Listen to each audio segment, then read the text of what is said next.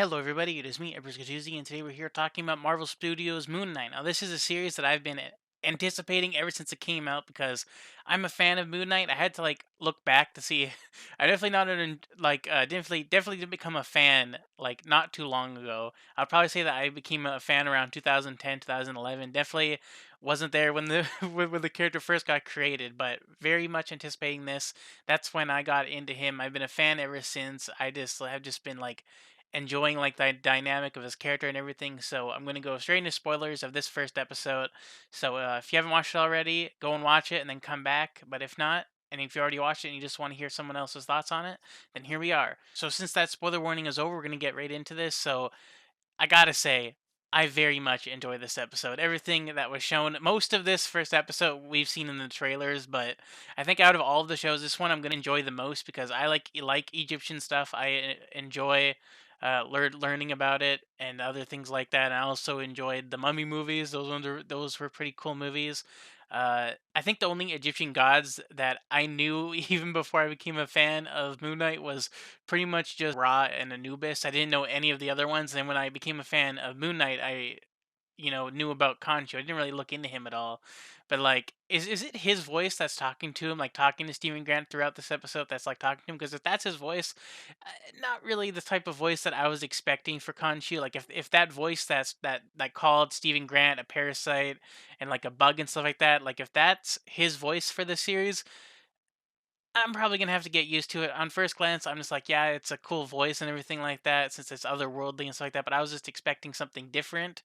I really enjoyed the him talking to Mark through mirrors and things like that. That's pretty cool. Other than just having like another him in the same room, seeing that a lot in like the trailers where you see him smashing mirrors and stuff like that because he doesn't want to do it. Now I don't know if this is like the sort of perspective that they're going with, or I don't because even though that I guess I haven't read all the comics or anything like that, but it's either he like the power of Khonshu in his head is what splinters his like division in his mind that makes him have multiple personality and stuff like that, or if that's just something that he already had, or maybe Khonshu's power split it.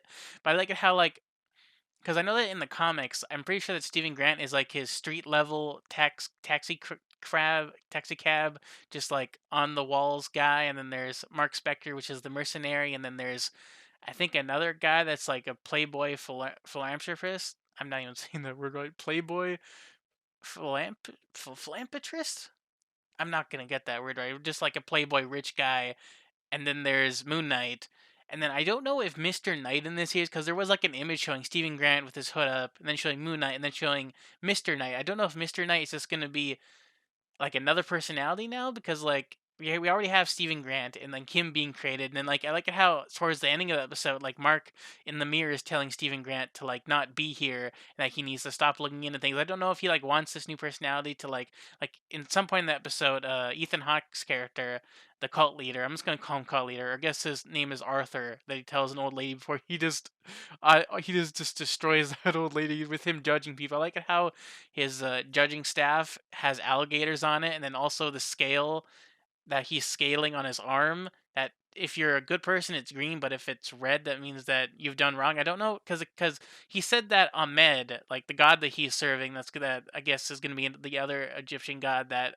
Khonshu and his avatar Mech Spectre is going to be fighting, and then with him they're fighting over like relics because in one part of the episode where he like is going to be rambling all over the place, but in one portion of the episode Steven is like, doing that thing in the trailer where he's like locking his doors. He puts tapes on the door, which I guess because like he like tries to like stay. I thought that he like just whenever he went to bed he would lock himself up, but no, he locks himself up. But before he goes to bed, he like tries to go. He tries to stay up as much as you want. It's just real life. He would probably be able to stay awake for a long time without passing out, but I guess he does have insomnia for staying awake so much so that way when he does go to bed, he wants to tie himself to the bed and put locks on his doors. And he also has like a sand ring, which I guess somewhere in his mind, Stephen Grant knows that there's something supernatural going on with him.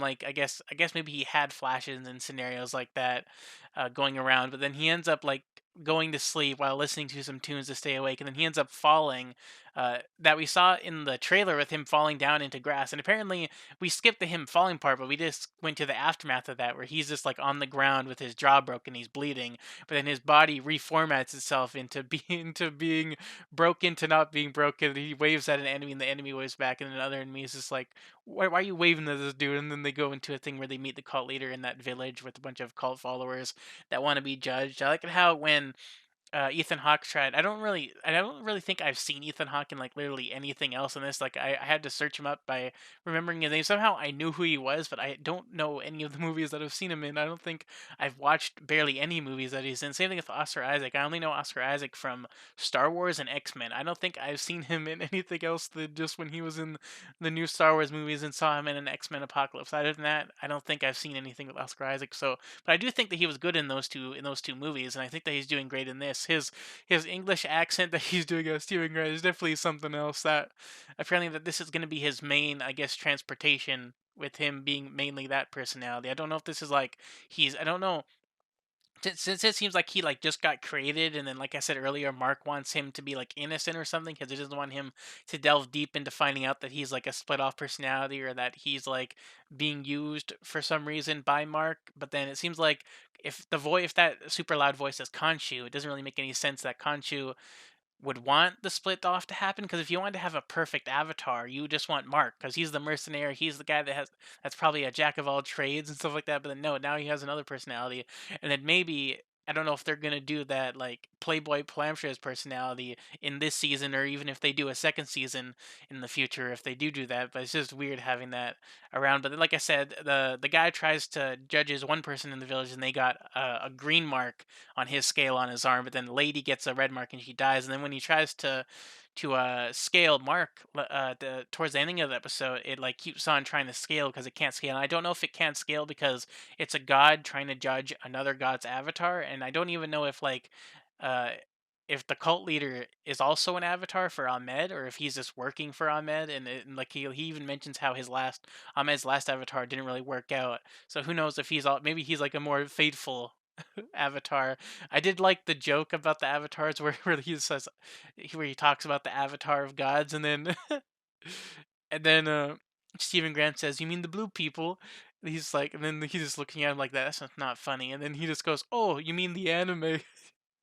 I really like it how they got that in there to mention the blue people and also mention Avatar: The Last Airbender with its anime look and it being a very good show. I really like that. It really got me a good chuckle with other moments in the series. I also see him that Stephen Grant is also like the cult leader says that it doesn't seem like you told me an alias, because he knows him when he's, I guess he's met him in his Mark personality. So when he sees this personality, he like thinks that he can like gets the upper hand on him. Maybe that's why he wanted to judge Stephen Grant, to like see if he could like get him on his side to get him to get the scarab. Who knows what sort of power or sort of power boost the god would get if he got that scarab that Mark. I don't know. Who knows if we're even gonna see the Mark sort of side of things? Maybe like a split frame of like everything that he does when he wasn't Steven. There's even like a date that I guess Steven missed out on because Mark took over while Steven was on one of his days and got on a date with a girl. But then Steve's just like, I didn't go on a date with this girl. But then he ends up missing 2 days, and it was a very sad moment where he like misses a date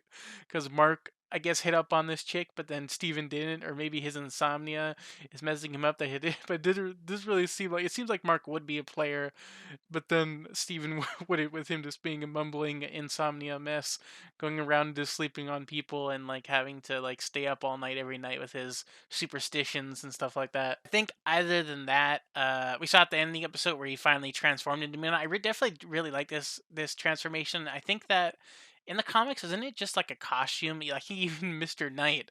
I think even Mr. Knight is just a costume, so it's cool seeing him sort of like being supernatural, and you see like him wrap, you see wraps of like a mummy go around him, and then it transforms into a costume with the cape, and he has glowing eyes and stuff like that. I think that's the coolest transformation ever. I don't think we have any other hero other than Thor just going from regular clothes, and then he shoots lightning on himself, then he gets armor and stuff like that. I think that's what happened in that series. It's like you actually have someone transforming into like their superpower, which I found very cool and interesting, and I can't wait to see other moments like that. We also saw a moment where like he finds a cell phone in a very like there's like a table that was in his room that he like that Mark was moving to like hide things, but then Steven notices it because he's like, oh, there's like I have no idea why. I guess Mark. It seems like Mark would want him to find it because like there's like these scratches on the ground for him moving this table, just screeching it on the ground, and he just screeches it back, puts his foot on another foot placement where Mark put his foot, and then goes up and then finds a secret compartment. I thought that secret compartment